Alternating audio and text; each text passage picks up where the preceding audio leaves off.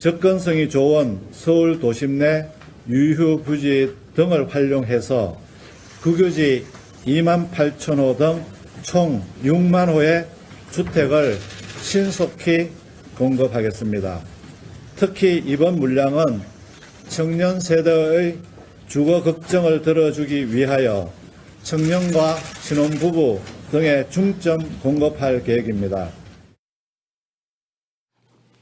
정부가 서울 경기 지역에 6만 채 그 청년과 신혼 부부 중점적으로 공급한다고 했어요. 오늘 일단 대책 나온 건 좀 어떻게 보셨는지 총평 한번 좀 두 분 좀 얘기를 들어보면 어떨까요? 뭐 일단 정부가 해야 할 일을 하고 있다라고 네. 보고 있고요. 그런데 여기서 중요한 게 뭐냐면 목적어가 빠졌어요. 목적 네, 뭘 위해서 하고 있냐? 뭘 위해서? 뭘 위해서 지금 주택 공급을 하냐? 집값을 안정시키기 위해서냐 아니면은 뭐 그렇죠. 예를 들어서 뭐 청년 말한 것처럼 청년과 신혼부부를 위한 공급이니까 예. 사실 무주택자를 위해서 그냥 주택 공급을 하는 거다라는 목적어가 빠진 거죠. 그래서 그러니까 교묘하게 이게 되게 저는 이 부분에 대해서 명확한 개념이 필요하다고 보고 있는데 네. 정부는 어쨌든 주택 공급을 통해서 지금 네. 뭐 생략된 목적어를 유추해 보자면 주택 공급을 통해서 집값을 안정시킬 수 있다고 생각하는 것 같아요. 예. 그런데 갑자기 신혼부부와 청년을 들이댄단 말이죠.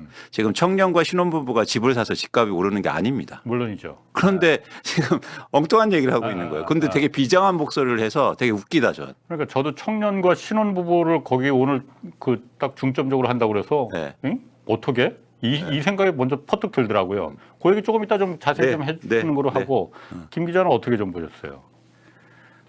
잘 공급하는 것 같아요. 어? 아 그게 뭐야? 그러니까 이게 좀 평가를 좀 해준다면은 아시다시피 이제 서울은 주택이 한 4만에서 7만 정도 예. 해마다 공급이 되고 아파트로 보면 한 2만에서 한 5만 5천 까지도 공급이 된 적이 있어요. 이제 올해 내년 이게 굉장히 많이 줄어요. 그러니까 공급을 지금 해도 이제 뭐 최소 3, 4년 걸리잖아요. 그러니까 공급을 서둘러야 하고 지난해 하반기에 나왔던 그로는 공급이 부족하다 지적이 많았고 저는 저 그래프로 보면 뭔가 저게 어, 2026년에 저 이야기가 제일 하고 싶었던 이야기예요. 예. 자, 서울의 아파트 분양 물량 제가 KB에서 그냥 그 KB 부동산 통계에서 그냥 갈무리해 왔습니다. 예. 자, 보시죠. 2026년에 공급량이 확 줄어들고 2027년에도 공급량이 확 줄어드니까 아파트가 예. 저 주택 분양은 저거보다 이제 몇만 채가 더 많습니다. 아파트만 보면 예. 집값이 올라갈 것이다 이렇게 알고 계시잖아요. 그리고 많은 전문가분들이 저 그렇게 그래프로 이야기하시잖아요. 네. 보면은 그럴 개연성도 높아요. 그런데 하나씩 볼게요. 예. 2010년도에 예. 만 가구밖에 아파트가 분양이 안 됐잖아요. 그러면 2010년이나 11년, 12년에는 집값이 많이 올라야겠네. 집값은 2014년 하반기 박근혜 정부 때 예. 그때 최경환 부총리가 이제 대출 규제 풀면서부터 올랐단 말이에요. 예. 예. 그러면 2015년부터 공급이 확 늘어요. 그죠? 네. 네. 왜 올랐을까? 왜 늘었을까요? 집값이 오르니까 오르니까. 공급이 늘은 원래 거예요. 그럽니다. 네. 우리 이 대표도 자주 그걸 설명하시지만 네. 그래서 공급이 줄어들었으니까 집값이 오르거나 네. 공급이 늘었으니까 집값이 내려가는 게 아니고 집값이 2014년부터 집값이 오르기 시작하니까 공급을 당연히 건설사들이 주택 돈 공급은 되니까. 정부가 하는 게 아니거든요. 예. 네. 정부는 땅만 공급할 때가 많고 민간들이 공급을 이렇게 하는 거란 말이죠. 그러니까 지금 주택 공급 자, 그럼 우리가 여기서 생각해 볼 건 단 하나입니다. 간단한 말씀을 드리고 싶은 거예요. 그때는 우리가 2008년 정도에서 대략 2014년까지 집값이 내리거나 안정됐는데 예. 그 7, 8년 동안에는 서울에서 예. 지방은 말할 것도 없고 서울에서 집이 안 부족했을까? 그때는 서울의 인구가 지금보다 적었을까? 아니면 서울 사람들이 한 200만 명 정도가 강원도에 살다가 갑자기 2016년부터 나타났을까? 서울은 그때 오히려 더 많지 않았나? 인구는 줄고 있죠. 네. 등록된 인구는. 예. 네. 지금은 그러니까 무슨 말이냐? 예. 제가 그렇다고 공급이 부족하지 않다는 말은 절대 아니고요. 예. 주택은 자연 멸실이 기본적으로 서울에서 2만에서 4만 가구 주택은 소비재입니다. 쓰면 그렇죠. 달아요. 예. 새로 지어야 합니다. 지어야 하는데 우리 주택 공급은 주택이 부족하다는 건 상당히 과장돼 있다. 과장돼 있다는 것이고 그러면 뭐가 바뀌었나?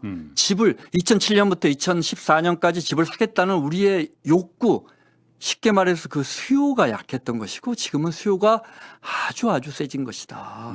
그러니 수요가 이렇게 센데 집을 곳곳을 찾아가지고 박근혜 예. 정부 때 행복주택이라고 해서 네. 네.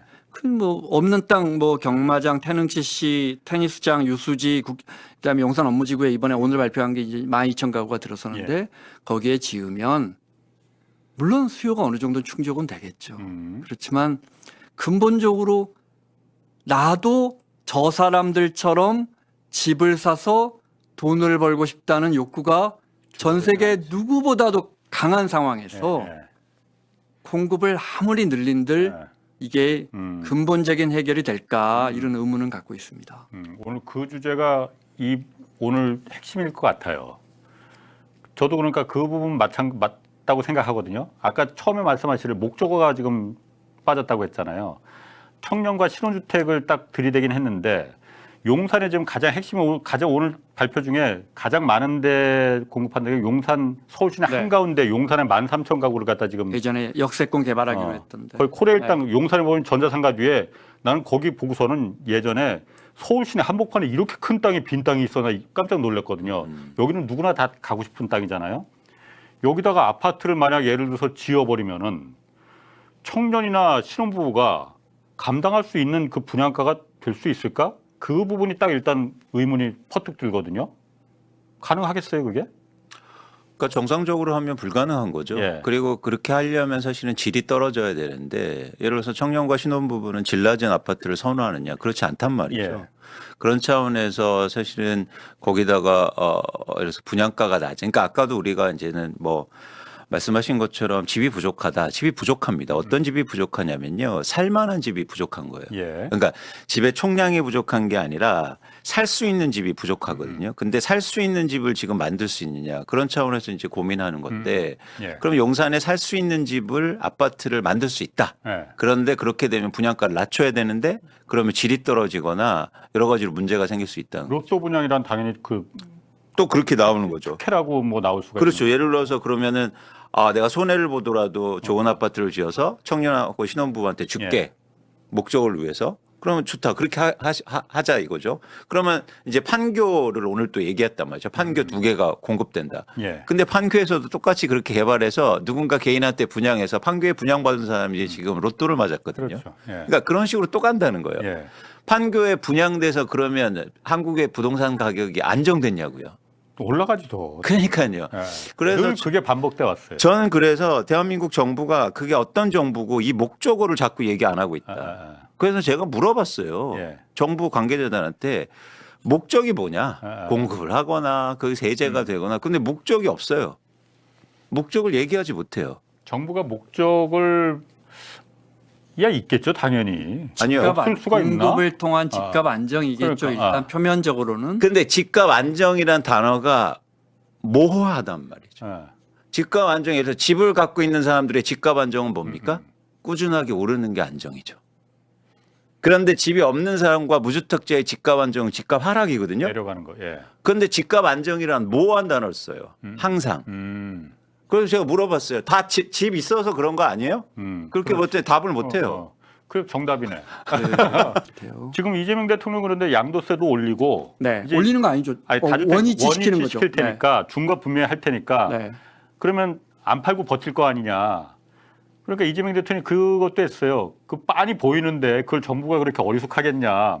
보유세 올릴 거다.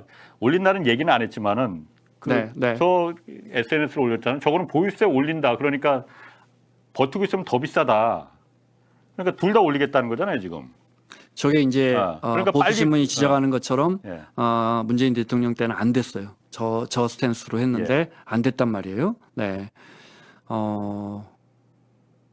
저는 잘 안 될 것 같아요. 왜냐하면 시장에 맡겨두면 될 거예요. 이재명 대통령 말이 맞아요. 그런데 아마 보수 언론이나 이런 데서 거대하게 이거 정말 나라 망하는 것처럼 그렇게 몰아갈 건데 이 힘이 제가 그 정권들마다 다 부동산 담당 기자를 했잖아요. 그 힘이 너무너무 세서 국민들이 정상적인 생각을 못하게 만들어버려요. 정말. 그럴까? 그럼 저거 어차피 실패하는 거예요, 그러면은? 안 되는 거예요, 옛날처럼? 쉽지 않을 거예요. 그러니까 그러니까 특히 부동산 정책을 얘기할 때, 특히 세제를 얘기할 때, 그러니까 김원정 기장이 말씀하신 것처럼 시장이라든지 네. 뭐 이런 차원에서는 이제 기술적으로 접근할 필요는 있죠. 네. 근데 전 정책의 대한민국 부동산 정책의 가장 큰 문제는 신뢰성이 예. 없다고 봅니다. 그러니까 그게 예를 들어서 양도세가 50%든 30%든 뭐 20%든 사실은 과중한 거냐. 그걸 누가 판단할 수는 없어요. 그렇죠? 뭐 예를 들어서 10억을 벌었는데 내가 5년 만에 예를 들어서 세금을 1억 내고 9억 내고 1억만 벌었습니다. 아니 5년 만에 1억 번 거 얼마나 큰 겁니까 사실은? 그러니까 그거에 대한 기준은 없어요. 예. 근데 중요한 건 사람들이 어떤 정책이건 믿지 않는다는 거예요. 금방 바뀔 거다 정권 그렇습니다. 양도세를 아무리 낮춰줘도 예. 예를 들어서 안 팔 겁니다. 예. 반대로 보유세를 아무리 올려도 안 팔 거예요. 예. 버티면 되면 예. 좋게 보고 집값은 더 많이 오를 텐데 예. 그래서 지금 문제는 이재명 정부가 부동산 정책에 신뢰를 얼마나 줄 수 있느냐가 핵심입니다. 이게 자산 시장이 구성하는 원리예요. 예. 잘 보세요. 예를 들어서 지금 코스닥이 급등하고 있는데 아무것도 안 했는데 코스닥이 올라요. 사실은 코스닥이 밸류에이션이요. PBR이 이제는요 거의 3배가 되고 있다고요. 그런데 기업들이 이익이 안 증가하는데 주가만 폭등하고 있어요. 이유가 뭔지 아십니까? 이재명 대통령이 한마디 했기 때문이에요. 코스닥이 왜 이렇게 안 올라요? 먹히죠. 이건 신뢰예요. 코스피를 5천 얘기하니까 5천을 가요? 얘기하니까 갈 거다라는 사람들이 신뢰가 생기기 시작했어요. 이게 자산시장에 가장 중요합니다. 그런데 부동산 시장에서는 그 신뢰가 지금 안 먹히고 있어요. 그래서 김용복 정책실장이 문제가 있는 겁니다. 왜요? 그렇게 얘기했으면 지켜야 될 거 아니에요. 또 2달 밀어준대요. 그러니까 그건 뭐냐 민주당에서 압박했겠죠. 나도 그 얘기 아니 압박했겠지. 지방선거 있는데 그렇게 하면 됩니까? 그러니까 또 합의했겠죠. 그럼 신뢰가 어디가 쌓입니까? 충격적이죠. 그렇지. 아무리요 보유세 저렇게 올리고 양도세 올리더라도 아무도 안 팔 거예요. 아무도 위협하지 않을 거라고요. 그 신뢰를 문재인 정부가 못 만들었어요. 예. 그랬더니 아무도 안 믿어요. 그래서 문제는 지금은 신뢰를 어떻게 찾느냐. 예. 그래서 이재명 대통령이 저렇게 얘기하면 민주당에서 바로 입법해야죠. 아무것도 안 하고 있어요. 예. 코스피 5천 되면 막 SNS 올리면서 난리쳐요. 자기네들이 다 한 거래. 예. 자기 계좌 보여주면서. 근데 왜 부동산은 아무 얘기도 안 하는 겁니까? 그러니까 지금 부동산 정책의 가장 큰 문제는 양도세가 50%든 70%든 저는 보유세가 얼마나 맺든 사실 그걸 떠나서 부동산 정책의 신뢰를 어떻게 찾느냐가 핵심이라고 보는 거예요. 그런데 벌써 이미 아주 짧은 기간에도 이게 무너지고 있다는 거죠. 어떻게 신뢰를 주냐는 거예요. 그리고 또 하나 이런 겁니다. 예를 들어서 아까 어떤 문제가 제기냐면 이제 예시를 들어볼게요. 예. 그러니까 새로운 방안이 필요하다는 거예요. 예를 들어서 다주택자 양도세를 부과하면 그러면 그 전에 팔 거다. 이런 그림이 가능하지 않습니까? 그럼 집값이 떨어지면 어떻게 되냐면 떨어진 상태에서 집값이 안정될 가능성도 있어요. 예. 그런데 이제 보수 언론들은 어떤 얘기하면 버텨라. 예. 그리고 또 하나 문제가 뭐냐면 집을 팔고 싶어도 내놔도 아까 말씀하신 것처럼 토지거래 허가구역 같은 경우에는 실거주주만 사고 있는데 지금 다주택자는 거기에 전세가 들어가 있는데 어떻게 사냐는 거예요. 예. 그럼 전세 쫓겨내고 사야 되는데 임차인이 문제될 거고 그다음에 그건 팔리지도 않을 거고 그러면 그 기간은 지나갈 거고 물량은 더 줄어서 집값 폭등을 만들 거다. 이런 얘기들이거든요. 예. 자, 그러면 이 정책은 유지하면서 신뢰를 주면서 유지하면서 새로운 방안을 고려해야죠. 예. 핵심은 뭐냐면 그동안에 뭐 윤석열 정부, 문재인 정부에서도 다 주택을 뭐 60만 원씩 공급하겠다, 53만 원 공급하겠다 이렇게 했는데 잘 안 되잖아요. 안 되는 이유가 뭐냐면 3기 신도시만 해도 남양주 왕숙이라든지 인천 계양이라든지 택지를 이렇게 공급을 하면 안 팔려요. 여기서부터가 지금 우리가 아는 거하고 다르죠. 안 팔린다. LH가 이렇게 택지를 개간해서 건설사들이 사가야 되는데 안 팔리거나 심지어 사갔는데도 아직도 분양도 안 해가지고 정부가 지난해 10월에는 그럼 이 땅을 다시 반납받을까 이렇게까지 고민한 적이 있었어요. 와, 그래요. 그럼 왜 그러냐면 실제 경기도는 우리가 생각하는 것만큼 수도권이 부동산 시장이 그렇게 뜨겁지 않아요. 막 집값이 오른다, 집값이 급등한다, 폭등한다 이러는 건 서울의 정말 한강벨트를 중심으로 일부 지역이지 사실은 예를 들어 경기도가 28개 시인가 있는데 제가 아침에 KB 월간 부동산 아파트 매매 지수를 봤더니 그중에 과천시, 성남시, 하남시를 빼고 2022년 기준으로 지난 4년 동안 집값이 오른 곳은 25곳이 다 내렸어요. 그러니까 집이 부족해 집을 많이 지어야 돼. 이거 상당히 과장돼 있는 거예요. 특히 수도권에서는. 그러니까 공공택지를 공급해도 잘 안 되니까 그러면 공급이 부족해? 그러면 서울 요지에 서울과 정말 가까운 지역을 정말 지금 말씀하신 것처럼 박박 찾아서 주택을 공급해 줄게 하고 정책이 나온 거예요. 서울에. 네. 그래서 강남 같은 데는 비싸잖아. 그렇죠. 그 정부가 쓸 수 있는 땅 진짜 조그만한 데까지 다 찾아냈더라고. 맞아. 예, 근데 그걸 다 중요한 건 공급하더라고. 이게 이대로 될까? 정부가 지금 말씀하신 것처럼 이제 뭐 국방부하고도 하고 이제 철도청 부지니까 당연히 이제 국토교통부하고도 합의를 하고 네. 이른바 관계부처 협의를 한 다음에 진행하고 있는데 속도를 내고 있는데 이게 이제 민원 이런 게 굉장히 심해서 사실 정말 어려운 문제예요. 왜 지난 정부는 왜 못했을까? 예를 들어 박근혜 정부 때도 행복주택 같은 걸로 해서 목동의 유수지 같은 거 다 해서 거기다가 임대 아파트를 공공임대를 올리기로 했었어요. 잘 안 돼요. 예를 들어 뭐 그러니까 주민들이 반발해서 그래요? 예를 들어 목동의 그 유수지에 있는 행복주택 같은 경우에는 뭐 현수막 몇 개 붙으니까 안 돼. 50만 목동 주민의 행복을 2,800 임대 아파트와 바꾸겠습니까? 뭐 이런 식의 현수막 붙으면 지역 국회의원도 어떻게 하지를 못해요. 용기 내야지. 그래서 이제 모두를 위한 건데. 이런 부분에 대한 공급 정책이 나왔고 제가 오늘 드리고 싶은 말씀은 이제 네. 공급에 정말 뭐 속도를 내고 이 대통령도 이거 굉장히 빨리 챙기고 있거든요. 근데 수요를 좀 억제하는데 정책 방향을 두자 이 말씀을 두고 싶고 특히 말 나온 김에 우리가 예를 들어 토지거래 허가제라든지 뭐 이런 이야기 하면 그 댓글에 늘 이게 뭐 공산주의냐 사회주의냐 이런 항상 달리잖아요. 네. 왜 내 돈 내 산 내 집인데 맞아. 정부가 이래라 저래라 하느냐. 맞아. 뭐 여기 공산주의 국가냐 이런 거 있잖아요. 언론에서 그렇게 하니까 조장을. 선진국은 어떻게 하는지 집 그러니까 땅과 집에 대해서 선진국은 어떻게 규제하는지 말씀드리고 싶어서. 오, 좋다. 네.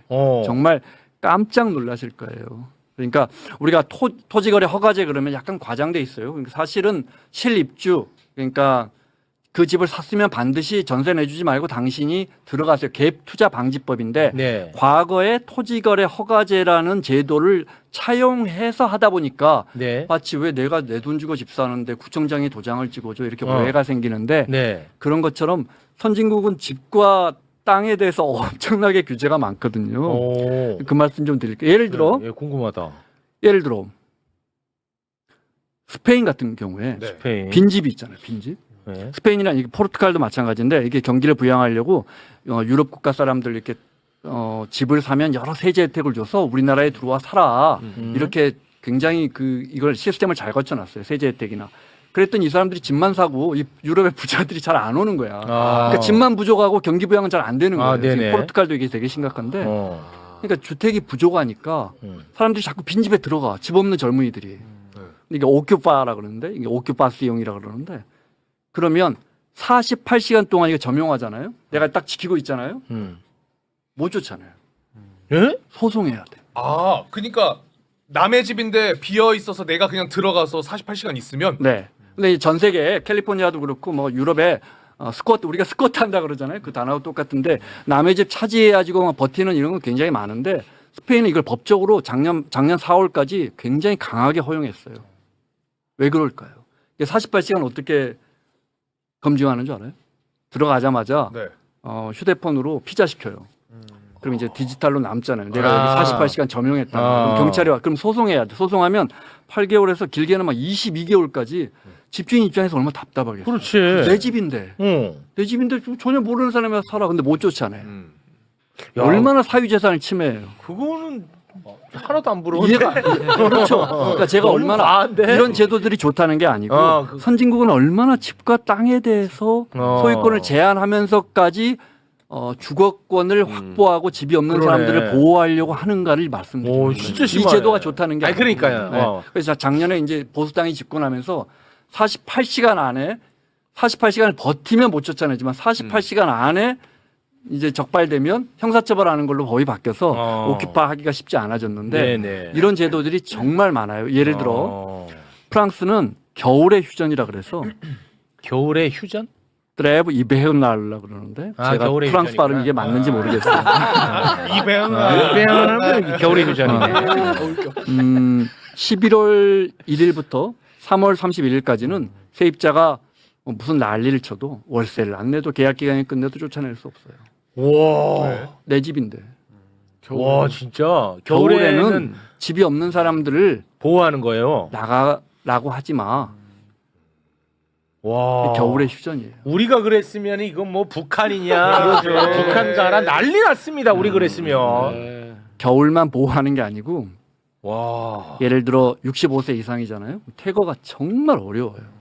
물론 이런 제도가 다 좋다는 게 아니에요. 당연히 부작용이 생기죠. 집주인이라면 그러면 65세 이상이나 장애인들 퇴거가 어려우니까 아예 안 만약에 받겠지. 집주인이라면 어떻게 하겠어요? 애초에 안 받지. 세입자 뽑을 때 골라서 이제 받지. 가려서 뽑죠. 그러니까 65세 이상에 대한 공공임대가 자꾸 늘어나는 거예요. 그러니까 장점만 있는 건 절대 아니에요. 네, 근데 제가 말씀드리는 건 그만큼 그런 거죠. 강력한 규제가 있다. 그래서 65세 이상을 프랑스에서 퇴거시키려면 퇴거 조건이 맞아야 되고 맞으면 어떻게 해야 되느냐?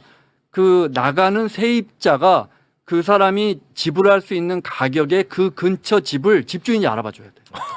아니 뭐 이런 제도가 다 있어. 야 대단하네. 자 이러면 이렇게 말씀드리면 그거는 이제 유럽, 북유럽이나 뭐 프랑스 같은 나라들의 제도겠지 하실 거 아니에요. 네. 일본은 어떨 것 같아? 일본은 우리하고 비슷하지 않겠어요? 비슷한데. 일본 물론 이제 전세라는 제도는 없으니까 우리밖에 없으니까 일본도 다 이제 세입자는 월세인데 대부분 주택은 보통 임대 계약을 맺어요. 보통 임대. 우리가 보통이다 할 때 그 보통이에요. 네. 보통 임대 계약 맺으면 2년마다 한 번씩 갱신해. 우리처럼. 우리는 2+2 할 때 얼마나 반발이 많았어요. 그렇습니다. 내 집인데 왜 세입자가 들어와서 2년 더 살아? 이거 무슨 사회주의 아니야? 북한이냐고. 그렇죠. 베네수엘라 된다. 그래요. 일본 어떻게 할 것 같아요? 최 교수님 일본 어떻게 할 것 같아요? 모르지 일본 안 살아봐가지고. 와. 일본도 못 쫓아내요. 알고 계시네요. 네. 네. 일본에 친구분들이나 뭐 특파원 갔다 온 동료들에게 물어보면 다 이게 다 알고 있는데 왜 보도 안 하는지 모르겠어요. 세입자가 원하지 않으면 안 나가요. 와. 그러면 매우 설득력 있는 이유를 대야지 내 집에 내가 들어갈 수 있어요. 와. 이 얘기를 왜 하는지를 사람들이 잘 모르네. 아, 지금? 아니 왜냐하면 네. 우리나라에서 정부가 부동산 대책을 내잖아. 그럼 예를 들어 뭐 규제 대책 나오잖아. 그러면 또 대한민국 언론에서 뭐 북한이냐 그렇지. 사회주의냐 공산주의 꺼져라 뭐 이런 걸 계속 하니까 맞아. 그래서 그런 거지. 그래서 지금 이 설명을 하는 거예요, 맞아, 여러분. 맞아, 맞아. 그러니까 제가 다시 이 제도가 말씀드리지만 좋다는 게 아니고 네, 네. 그러니까 선진국인 이게 사실은 우리가 다시 생산할 수 없는 재화라는 게 있잖아요. 기본적으로 땅, 뭐 이런 거 우리가 다 생산할 수 있잖아요. 땅은 땅, 생산이 뭐 안 돼. 바람, 뭐 바다 이런 거 생산, 이런 거 소유권이 안 되는데 땅만 소유권이 인정되잖아요. 그렇죠. 기본적으로 땅과 집을 갖고 있으면 항상 유리해요. 수천 년 동안 우리가 시장 경제 맞아. 해오면서 그러니까 시장 경제를 우리가 완성해 가면서 거기에 대한 그 소유권을 완전히 보장하지 않고 계속 규제해 왔던 거예요. 그 그렇지. 제도가 아직 선진국에 남아 있는 거예요. 그렇습니다. 그러니까 일본 같은 경우에는 그래서 얼마 전에 오사카에서 어떤 판결도 있었냐면 일본은 이제 노후주택이 많잖아요. 근데 내가 집주인인데 새로 지어야 되니까 오랫동안 살았던 할머니한테 좀 나가주시라고 했어. 계약기간 끝나고. 근데 법원이 이 할머니가 연세가 너무 많아서 여기서 오래 살았기 때문에 다른 데 가면 이 사람 거주하기 힘들다. 적응하기가. 그냥 계속 살게 해 이랬어요. 와. 이게 얼마나 이게 사유재산에 대한 침해예요. 그렇지. 그 정도라고요. 나 집주인이 어떤 소송에서는 집주인이 나도 늙어서 나도 내 집에 엘리베이터 있는 내 집에 들어가고 싶다. 이랬는데 법원이 허락 안 하는 거예요. 그런 거 갖고는 안 돼. 예를 들어 내가 저기 뭐 나고야 어디 저 지방에서 교사를 하다가 도쿄에 발령이 나서 나도 이제 도쿄에 살게 됐으니까 도쿄에 있는 내 집에 입주하게 해주세요 하면 이제 허용을 해요. 명분이 뭐가 아니 기자님 이런 얘기를 왜 처음 듣죠? 그러니까 하셨어요 많이. 많이 했어? 기본적으로 땅에 대한 규제는 정말 너무나 제가 이제 뭐 독일 같은 나라는 말씀드리고 싶어요. 독일은 표준 임대료라 그래서 시에서 그쪽 동네는 예를 들어 청담동이군요. 임대료는 여기서 여기까지만 하세요. 이렇게 정해져요. 와, 그러면 우리나라 같은 무슨 반시장주의자냐? 그렇지. 북한 가라. 그렇지. 바로 나옵니다. 베를린은 심지어 독일 말고 베를린시는 코로나 때 임대료 너무 올라가니까 임대료 묶어버렸어요. 임대료 그냥 오늘부터 1년 동안은 임대료 올리지 마세요. 벌써. 와. 네. 그러니까 제가 드리고 싶은 말씀은 댓글에 뭐 이게 뭐 토지를 한다, 분양가 상한제를 한다. 분양가 상한제 우리밖에 없는 제도예요. 저는 이 제도가 좋은지 모르겠어요. 그런데 땅과 집에 대한 규제는 정말 상상을 초월해요. 다른 나라는. 네, 그러니까 댓글에 이 공산주의냐 사회주의냐 하시는 분들한테 꼭 드리고 싶은 말씀은 공산주의 사회주의 국가는 이런 생각 안 해요. 애초에. 서민 주거 안정이라든지 이런 생각 안 해요. 이분들이 주장하시는 게 유독 그러니까 중국이 합니까? 베트남이 합니까? 라오스가 합니까? 쿠바가 합니까? 그런 사람들은 이런 정책들을 생각도 안 해요. 근데 자꾸 이게 공산주의냐 하는 분들은 자꾸 이런 나라들과 결을 같이 하는 주장을 하고 있는 거예요. 그렇잖아요. 네. 그러니까 집에 대한 규제, 부동산 규제에 대해서 이게 무슨 시장주의를 어긋난다고 이야기하는 건 전혀 반대되는 주장이라는 전혀 반대되는 거죠. 얘기입니다. 이런 얘기를 진짜 우리가 많이 해야 될 것 그렇죠. 같아. 네. 맞아요. 그래야 이제 인식의 전환이 생기지. 그러니까. 안 그러고서는 이게 절대 변하지 않는다니까. 제가 김원장 기자님 방송 저 12구 대책 나왔을 때 이런 얘기를 똑같이 하셨어요. 어. 그러면서 뉴욕, 런던 이런 곳은 이제 사회생활 할 때는 그곳에 있다가 네. 은퇴하면 지방으로 가는데 우리나라는 그렇지 않는다라는 거 얘기하시면서 앞서 내용도 쭉 네. 얘기하신 거를 제가 듣고 너무 감동적이어서 어. 종편 나가서 어. 애들한테 꾸짖은 게 아니라 이렇게 얘기를 했어요. 네. 다 적어가지고. 잘했네. 공산주의자. 너 사회주의자. 너 그럴 줄 알았다. 북한 너 가라. 대책이 없으니까 그러지. 이러더라고요. 그러니까 그러니까 김원장 저- 기자만 얘기하고 다른 언론에서 얘기 안 하는 게 네. 문제예요. 저는 뉴욕에도 살아보고 방콕에도 특파원 생활을 해왔는데 뉴욕의 맨하탄 같은 곳은 집값이 정말 상상을 초월하죠. 초월하지. 그런데도 정말 대부분 공공임대로 해요. 그리고 거기도 커미티가 만들어져서 임대인과 임차인들 위원회에서 월세를 정해줘요. 그러니까 단점도 많아요. 그러니까 여러분 알다시피 그러다 보니까 주택 공급이 많지 않고 집을 안 고쳐줘요. 그래서 뭐 엘리베이터 보면 아직도 뭐 이렇게 철창 같은 게 찍 열고 가는 열고. 그런 엘리베이터 맞아요. 맨하탄에 있어요. 맞아요. 단점도 되게 많아요. 근데 방콕 어떻게 하는 줄 아세요? 그 높은 고층 빌딩들을 정말 원칙도 없이 팍팍팍 올려주면서 기부채납 공공기여라 그러죠. 그거 안 해요. 공공기여 조금만 하면 이면도로 나와서 그래 그러면 40층 빌딩이니까 그 건물주에게 70층까지 올려줄게. 대신에 서민들 주거 안정을 위해서 임대주택 10개만 빼자 우리처럼 공공임대도 좀 빼고 그다음에 뒤로 이면도로 해서 그거 다른 사람들도 지나가게 하면 너도 그럼 이면도로 지나갈 수 있잖아. 방콕은 스쿰빈도로 이렇게 해서 거기서 그 옆으로 지나갈 수가 없어요. 길이 그냥 하나뿐이에요. 네. 가면 다 막혀 있어요. 그렇게 하면 서로 좋잖아요. 네. 그런 게 없어요. 그냥 집주인만 좋은 거예요. 근데 우리도 지금 강남에 재건축할 때 기부 체납에서 지금 과거보다 굉장히 반발이 심하거든요. 핵심 논리는 이거예요. 내 집 갖고 재건축하는데 네. 왜 자꾸 서울시에서 뭐 도서관을 지으라고 하냐, 뭐 데이케어 센터를 지으라고 하느냐. 이게 뭐 내 재산이라고 말하지만 진짜 나쁜 놈들이지. 사실은 그 앞에 도로 다 활용하고 해갖고 그 땅값이 비싼 거 아닙니까? 그럼요. 정말 나쁜 놈들이야. 나라가 세운 인프라는. 그렇지. 나라 인프라를 해갖고 땅값이 비싼 건데 이 새끼들 진짜. 용적률을 굉장히 많이 올려주잖아요. 네. 하늘의 공간을 쓸 수 있는 그 권리를 2종이면 3종, 3종이면 뭐 준주거 이렇게 굉장히 올려준다고요. 그러면 수많은 아파트를 더 지어서 일반 분양하면서 조합원들에게는 가구당 수억 원의 이익이 온단 말이에요. 그렇습니다. 그러니까 그 중에 일부를 공공이 하려는데 지금 그 반발 심하니까 서울시가 어떻게 하는지 아세요? 우리에게 필요한 거 잘 안. 원 베일리 같으면 기부 체납에서 뭐 지었는지 아세요? 동사무소, 주민센터, 카페. 카페. 전망 좋은 카페 같은. 우리 서울에 전망 좋은 카페가 부족해요. 넘치는데. 그러니까 이런 부분들 심지어 지금 우리가 이제 일기 신도시 재건축하려고 하잖아요.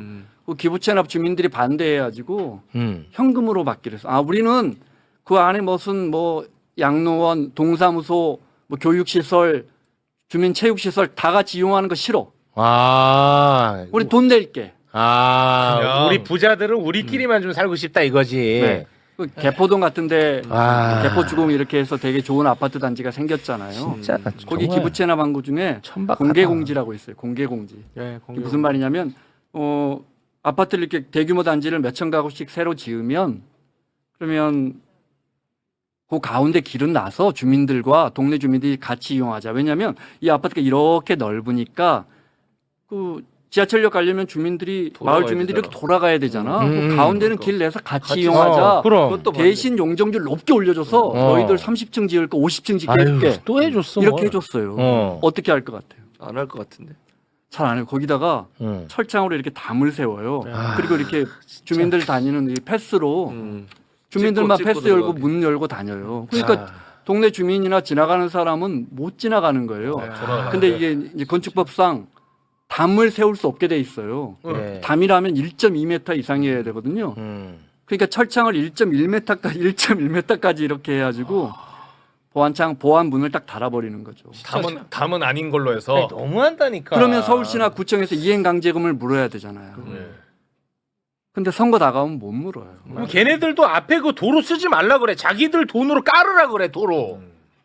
그러니까 이런 것들이 제가 이거 말씀드리니까 우리가 인식을 바꿔야 되는데 인식을 바꾸려면 제대로 알아야 돼요. 그러니까 네. 그 땅에 하늘의 용적률을 올려준다는 것은 정말 하늘의 공간, 사실 돈으로 환산하면 굉장한 거거든요. 네, 그렇습니다. 그러니까 그것을 이용할 권리를 줬으니까 공공이 일부는 나눠 쓰자 이런 취지예요. 그렇습니다. 절대 그 사유재산을 네. 침해하는 게 아니에요. 그렇습니다.